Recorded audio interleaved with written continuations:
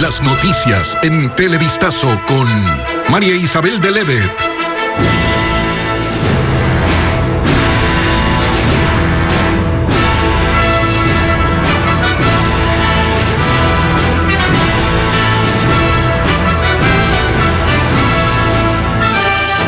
¿Qué tal, amigos? Bienvenidos a una nueva semana informativa. Iniciamos en la Corte Nacional de Justicia, donde se da lectura a la sentencia del caso Zingue sobre supuestas irregularidades en un contrato petrolero.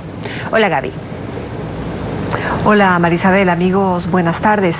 Por esta causa hay 15 procesados, entre ellos el ex vicepresidente Jorge Glass. Jacqueline Roda sigue la diligencia. Hola, Jackie, dinos, ¿ya se conoce la sentencia? Gaby, amigos, buenas tardes. La sentencia continúa leyéndose por parte del tribunal. Hay que decir que no ha sido una decisión unánime, únicamente 2 de los 3 jueces estuvieron de acuerdo, y lo que se conoce hasta este momento es que se ha dividido en 4 grupos a los 15 procesados. El primer grupo serían los autores, que estaría conformado por el ex vicepresidente Jorge Glass y los ex ministros Wilson Pastor y Carlos Pareja Yanuseli.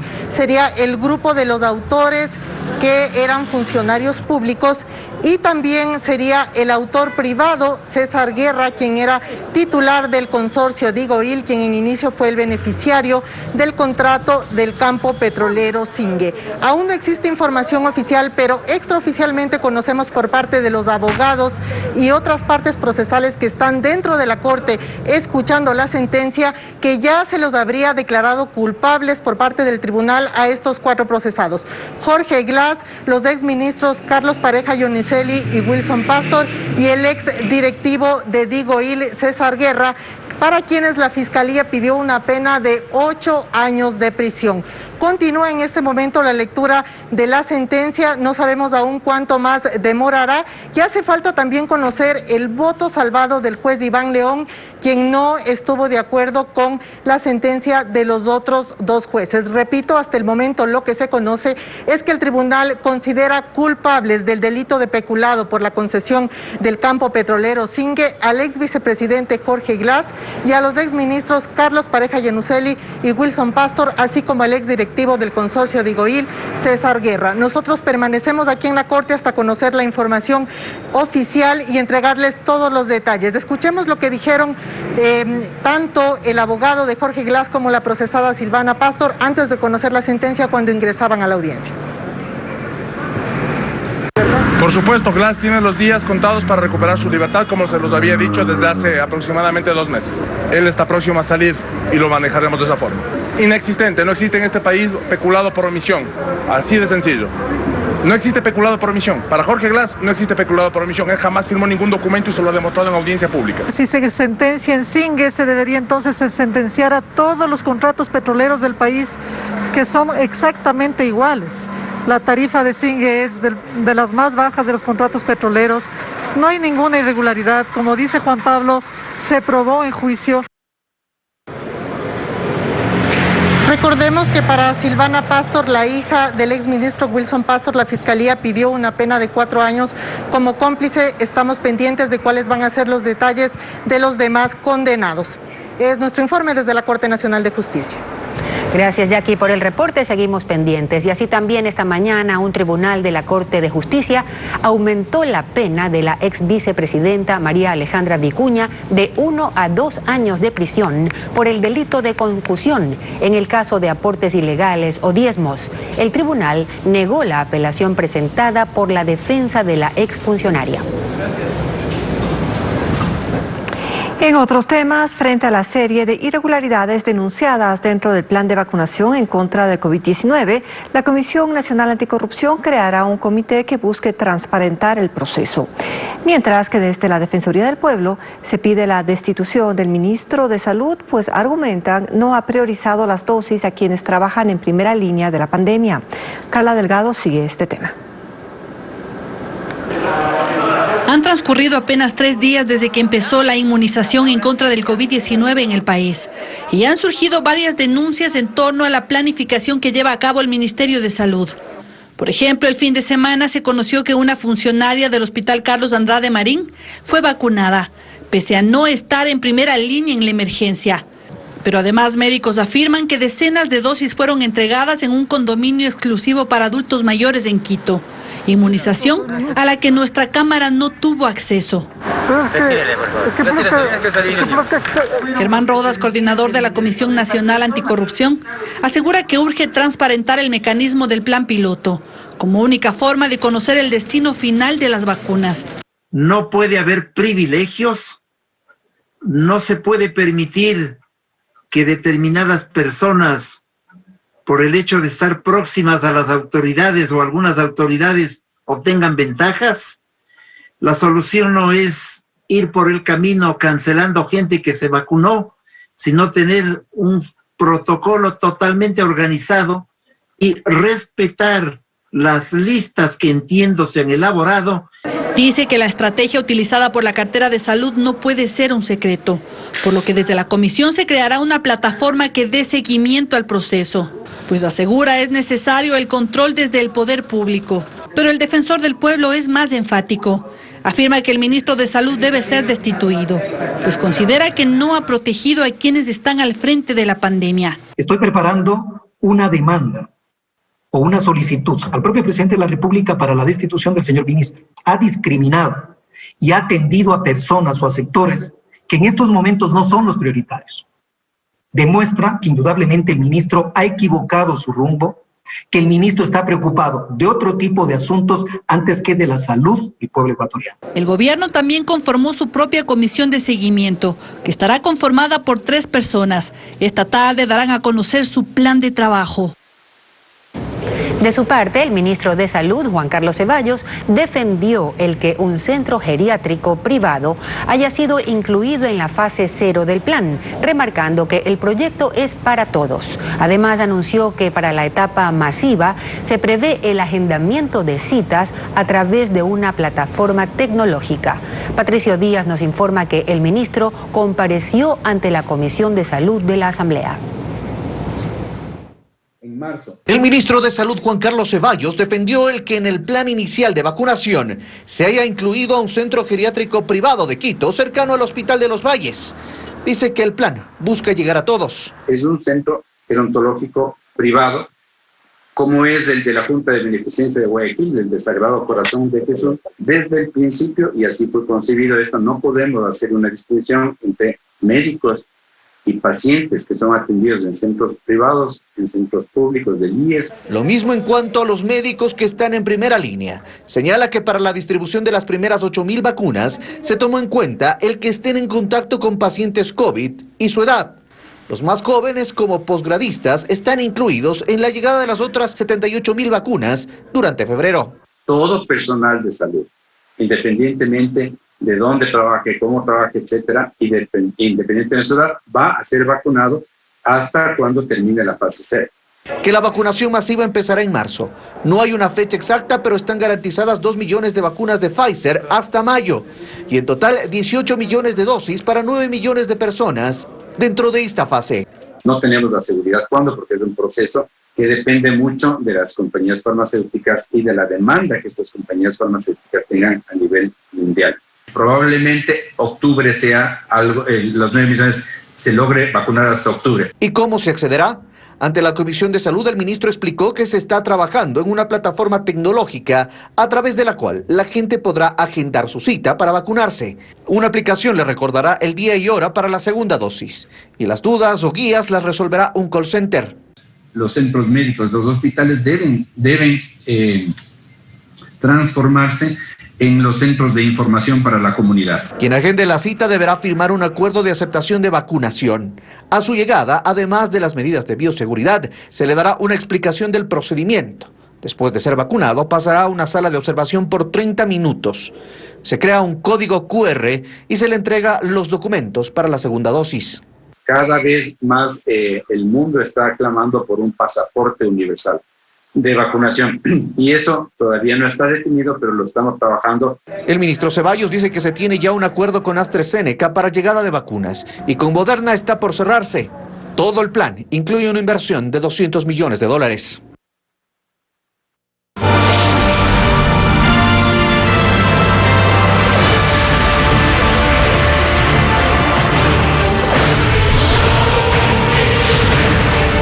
Elecciones 2021.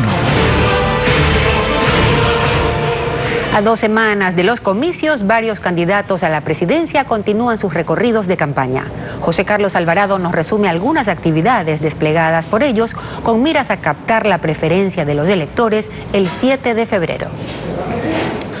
La carrera por la presidencia continúa. Yacu Pérez, postulante por Pachacutic, fue recibido en Zumbagua, provincia de Cotopaxi. Allí lo esperaron con bailes y además se realizó una ceremonia junto a él. En el sector habló de la prioridad de generar trabajo para las comunidades indígenas.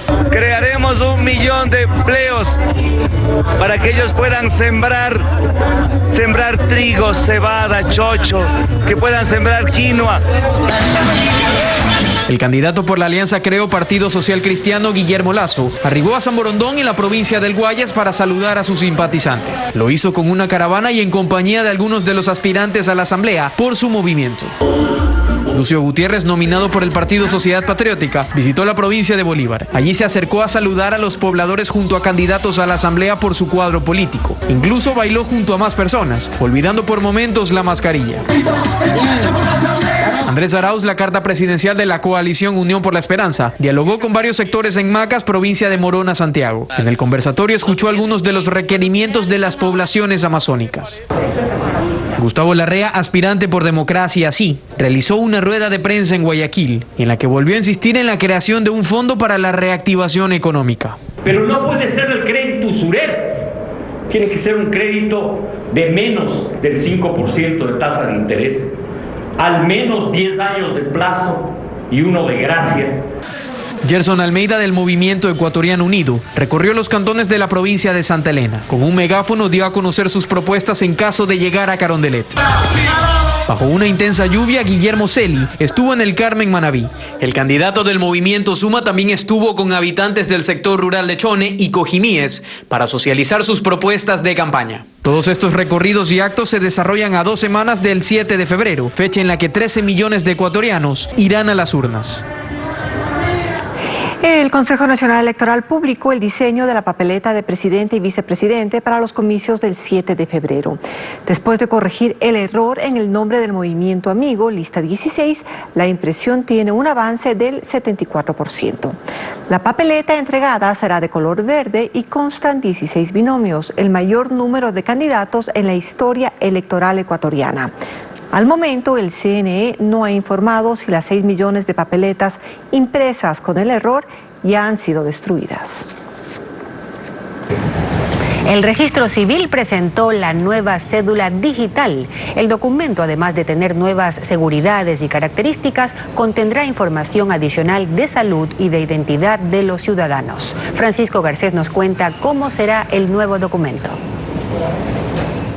La nueva cédula electrónica empezará a entregarse desde el 10 de febrero y costará $16. Además de ser de un nuevo material más resistente y más seguro, la nueva cédula tendrá más información del ciudadano, como el tipo de sangre, si es o no donante y la firma electrónica.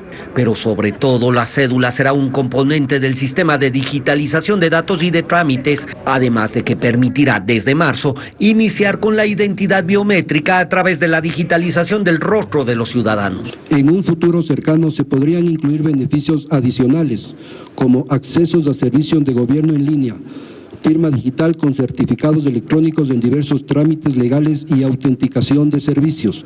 La nueva cédula también estará en la aplicación gov.es, por lo que los datos estarán disponibles a través de cualquier dispositivo celular, sin la necesidad de presentación del documento. Ya no es del documento físico, sino es la identidad biométrica, es decir, yo con un teléfono puedo tomar la foto de su rostro, ya no necesito pedirle una copia de la cédula, ya no necesito pedirle la cédula en sí físicamente, sino simplemente validar. Además, la cédula tendrá un chip que guardará la firma electrónica y datos como, por ejemplo, recetas médicas, condición de beneficiarios de bonos y subsidios o ser un monedero digital para cancelar ciertos servicios. El nuevo documento empezará a entregarse después de la primera vuelta electoral, pero las autoridades recordaron que para votar cualquier cédula, aunque esté caducada, es válida. Y esta administración está corrompida por todos lados. Por donde usted se meta hay corrupción por todos lados. Más adelante aquí en Televistazo. Sigue imparable el éxodo de venezolanos tras el último triunfo del chavismo. A pesar de estar cerradas las fronteras, cerca de 10.000 extranjeros ingresaron a Cali. Agencias señalan que muchos pasajeros han cancelado sus viajes hacia los Estados Unidos ante dudas sobre las restricciones sanitarias impuestas por la administración Biden. Desde mañana, los pasajeros que viajen hacia territorio estadounidense deberán presentar una prueba PCR realizada con máximo 3 días de anticipación. Denis Molina nos explica. Cientos de pasajeros que iban a viajar a los Estados Unidos lo han pospuesto debido al anuncio del presidente Biden de exigir prueba PCR al arribar al país y una recomendación de cuarentena. Esto último es lo que ha generado dudas, pues muchos viajan por trabajo por pocos días. Preocupados ya que no tenemos una información. Yo como empresario del deporte viajo muy seguido y por corto tiempo. Quedarnos 15 encerrados para 5 trabajar es casi imposible. La embajada estadounidense a través de un comunicado señala: es política de los Estados Unidos que los viajeros que buscan ingresar al país están obligados a cumplir con las pautas de la CDC, Centros para el Control y Prevención de Enfermedades, con respecto a los viajes internacionales, incluidos los periodos recomendados de autocuarentena o autoaislamiento después de ingresar a los Estados Unidos. Según Susú Astudillo, vocera de la agencia de viajes NACTUR, se trata de una recomendación, mas no es obligatorio. Hay mucha gente que han desistido de viajar porque no quieren llegar y estar 7 días allá en cuarentena, aun cuando se les ha dicho que es una recomendación, no es obligatorio. Cancelación de que quieren cambiar de fecha porque tienen miedo. Y las líneas aéreas ahorita sí están abiertas a eso, o sea, hacen cambios sin penalidad. Lo que sí está claro es que desde este martes 26 de enero, quienes ingresen a los Estados Unidos deberán presentar una prueba PCR con resultado negativo dentro de los 3 días previos al embarque, incluyendo los niños desde los 2 años de edad. No olvide que para regresar al Ecuador también necesitará otra prueba PCR. Hoy comenzó la vacunación para COVID-19 en 3 hospitales de la provincia de Manabí, ubicados en Portoviejo, Pedernales y Manta. Hasta esa última localidad llegó el ministro de Salud, específicamente al Hospital Rafael Rodríguez Zambrano, donde personal médico esperaba para recibir la primera dosis. Hasta el momento, el Ministerio de Salud no ha confirmado el número de vacunas que llegaron a Manabí. Según datos del Ministerio de Salud, en lo que va de enero, se registra un promedio de 500 contagios de COVID-19 por semana en Guayaquil. El COE cantonal informa que la cifra de fallecidos ha disminuido ligeramente. Las aglomeraciones y actividades clandestinas continúan pese a los controles implementados por las autoridades. Con ayuda de denuncias de la ciudadanía, la policía encontró los sitios en donde decenas de personas incumplían el distanciamiento social y todos los fines de semana realizaban varias actividades sociales en el norte de Guayaquil, las cuales están prohibidas por ser foco de contagio del coronavirus. Billares, galleras y prostíbulos clandestinos fueron clausurados. Algunos de estos funcionaban ilegalmente en viviendas, explicó el director de Justicia y Vigilancia, Javier Narváez. Desactivamos un matrimonio que iba a darse, fiestas de cumpleaños, bingo, juegos de pelota, sí, aproximadamente 8 sitios que fueron vistos y fueron sancionados por aquello. Controles que se dan especialmente en los sectores intervenidos desde la semana pasada para evitar la expansión del virus. Según el Ministerio de Salud Pública, el pasado 11 de enero, Guayaquil registró 20.163 contagios. La cifra subió el 18 de enero a 20.935 casos. Y este 24 de enero existen 21.465 personas con el virus. Es decir, en 2 semanas se han reportado 1.300 nuevos casos. Henry Pinela, médico general que atiende a pacientes con COVID, señaló que las cifras mantienen en alarma a las autoridades. Tenemos un número indeterminado de pacientes que son positivos y que están por la ciudad, que están caminando libremente, muchos de ellos sin protegerse porque piensan que no tienen el virus. Temas que son analizados por el COE cantonal. La Mesa de Salud también informó que se registra un leve descenso en los casos de muertes por COVID-19. Hasta el lunes pasado se reportaban 14 fallecidos por semana. Hoy la cifra bajó a 13 por semana, por lo que mantendrán los controles para contener la enfermedad. Crece el número de venezolanos que salen hacia otros países tras el último triunfo electoral del chavismo. Solo en la última semana, cerca de 10.000 extranjeros ingresaron sin mayor control de salud a Ecuador por la frontera con Colombia. Paola Andrade con testimonios de quienes huyen del régimen madurista. La frontera entre Ecuador y Colombia es escenario de un desplazamiento migratorio que nunca ha parado, pese al mortal rastro del coronavirus en nuestro país y el cierre fronterizo para intentar frenar la pandemia. La mayoría de los migrantes buscan cruzar sin importar los riesgos de contagio. Huyen de la crisis que se ahonda en Venezuela tras el último triunfo electoral del chavismo en diciembre pasado, cuando la oposición perdió el legislativo, que era lo único que le quedaba. Y esta administración está corrompida por todos lados. Por donde usted se meta hay corrupción por todos lados. La economía venezolana se les escapó de las manos. Todo el mundo en Venezuela dice que están en contra. Hemos buscado la manera de salir y poder surgir. La migración es una realidad que no termina. Decenas de migrantes cada día cruzan la frontera entre Ecuador y Colombia para llegar al interior de Ecuador o cruzar la frontera hacia Perú. Esta huida es una larga travesía, pero la prefieren en lugar de quedarse viendo cómo Venezuela se hunde. Que eso no se llama gobierno. De verdad que es horrible. Ver personas que comen de la basura, ver niños que comen de la basura. En su escape son víctimas de quienes se aprovechan del cierre de fronteras por la pandemia. Luis Villarruel, administrador de la terminal terrestre de Tulcán, informó sobre un inusual incremento de extranjeros. Durante el fin de semana pasado, desde esta terminal se embarcaron 7.500 pasajeros y el promedio actual de movilizaciones diarias llega a 900 viajeros. Sí, es anormal porque no tuvimos ni siquiera en 3 semanas en el mes de diciembre la movilización de 4 días desde la semana anterior. Pese a que los espacios de la terminal son desinfectados constantemente y a los pasajeros se les toma la temperatura, no existe ningún protocolo específico para detectar contagios de COVID-19. Una mujer fue rescatada por un agente civil de tránsito cuando intentaba lanzarse desde el puente sobre el río Chiche en el nororiente de la capital. Carlos Luis Carrillo captó el relato del uniformado que logró evitar esta tragedia. Ocurrió este fin de semana cuando una mujer de aproximadamente 26 años amenazaba con lanzarse al vacío desde el puente sobre el río Chiche. El agente civil de tránsito Diego Guañuna, quien trabaja en el sector, logró ver a la perturbada mujer y decidió ayudarla. Digo, señora, por favor sea valiente, no haga lo que quiera hacer. ¿Cuál es su problema?, le dije. Y me dijo, lo que pasa es que no me dejan ver a mi hija y ya mi familia tampoco ya no me quiere. Y yo le dije, señora, nosotros le podemos ayudar.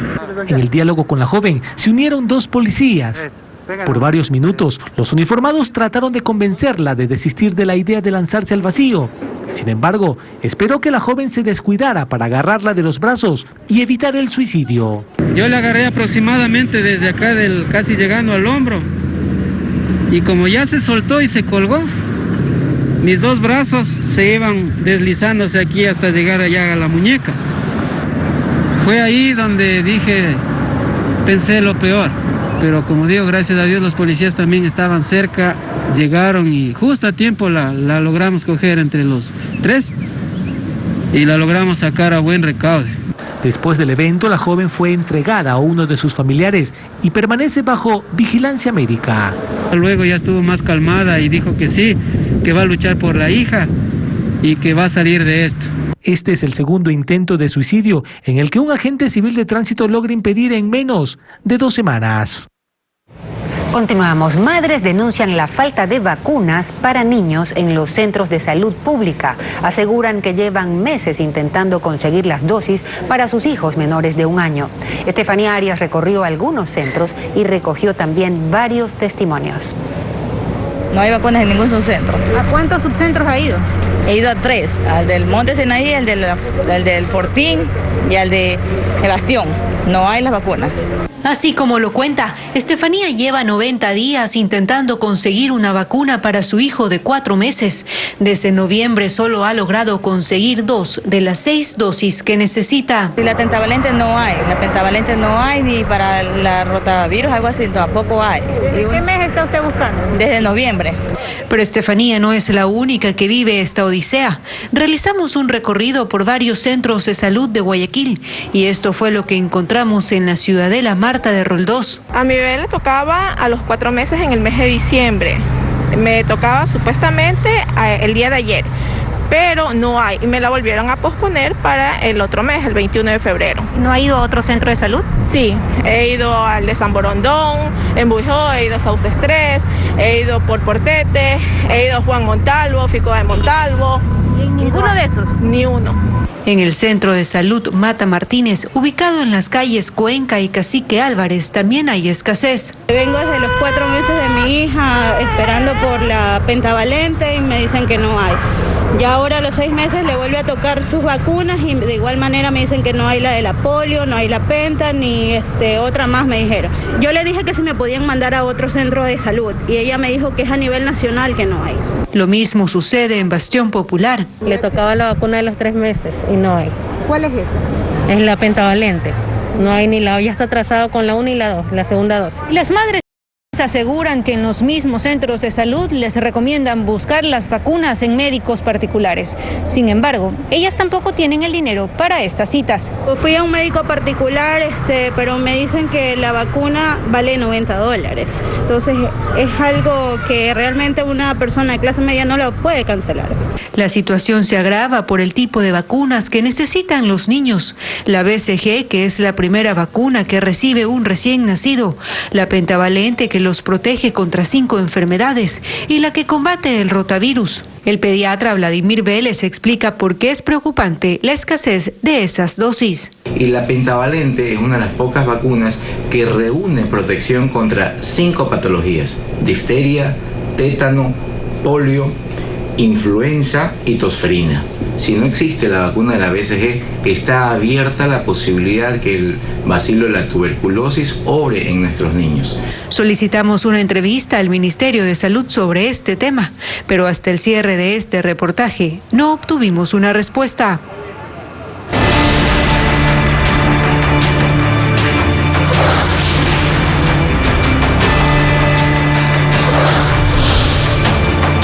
Elecciones 2021. Jóvenes a la Asamblea. De la dirigencia de la Federación de Estudiantes Universitarios a la Asamblea Nacional. Es el camino que se ha trazado una joven de 18 años que ha sido postulada por Unidad Popular, el ex MPD. Se trata de Scarlett Tamayo, universitaria, plantea el libre acceso a la universidad y reformar la ley orgánica de la función judicial. En entrevista con Hernán Higuera expone sus argumentos. La juventud también está en campaña. Hace 4 meses cumplió la mayoría de edad, pero desde la escuela venía haciendo política en el centro estudiantil, luego en el colegio, y entiende que tener autoridad es hacer servicio. Todo nace del Octubre Rojo, del movimiento popular indígena, donde hicimos esta minga por la vida y dijimos: los estudiantes secundarios, en medio de las organizaciones sociales, gremios estudiantiles, debemos tener un representante en la Asamblea Nacional. Es Scarlett Tamayo quien actualmente se desempeña como presidenta de la Federación de Estudiantes Secundarios, la FESE, y le ha tocado vivir el drama de millones de estudiantes que se graduaron lejos de sus colegios y han debido pasar el viacrucis del examen de acceso a la universidad. Sabemos que no se puede dar un libre ingreso, pero nosotros decimos libre ingreso a que se elimine el examen estandarizado, porque obviamente debemos reformar el sistema de nivelación y admisión a la educación superior. Y esa es nuestra principal bandera. 15. Esta joven guarandeña está para asambleísta nacional en el casillero 4 de Unidad Popular Lista 2. La escogieron por la sintonía de ideas y propuestas que las basa en la realidad que le ha tocado vivir. Yo, como he dicho, así no llegue a la asamblea, voy a seguir en las calles, es donde nací, es donde me organizo y es donde invito a mis compañeros también a organizarse. Es momento de que se integren en la política, no en la politiquería. También es de las que cree que para ser asambleísta no se debe pensar en el poder o en el sueldo. De hecho, propone reformas a la ley orgánica del legislativo, entre ellas que se debe bajar el sueldo a los asambleístas, porque hoy ganan 5.400 y es por eso que la gente se quiere meter a la política. Nuestra propuesta es que se baje a $1.000, que se gane como un maestro, porque así el que verdaderamente quiere ser político, un verdadero político, no un politiquero, va a querer llegar a la asamblea. En su plan de trabajo consta el planteamiento de aseguramiento para la infraestructura educativa del país, para precautelar las millonarias inversiones hechas en escuelas y colegios. No tenemos instituciones con servicios básicos, a lo menos en lo secundario y primario que nosotros manejamos muy bien, no tenemos nada, no tenemos alcantarillado, principalmente en la zona de la costa y el oriente es malísimo. Scarlett espera que esta sea la primera vez que su movimiento, que tiene a muchos políticos tradicionales, en esta elección logren un mayor número de representantes para darle al país una agenda de leyes sociales. Gracias. Con prioridad. Suerte, hasta luego. Nos ha dejado un gran maestro de la música que hizo del Ecuador su casa, Marisabel. Así es, Gaby, y un artista que apreció mucho nuestra música. Concluimos, amigos, los esperamos a las 19 horas. Buenas tardes.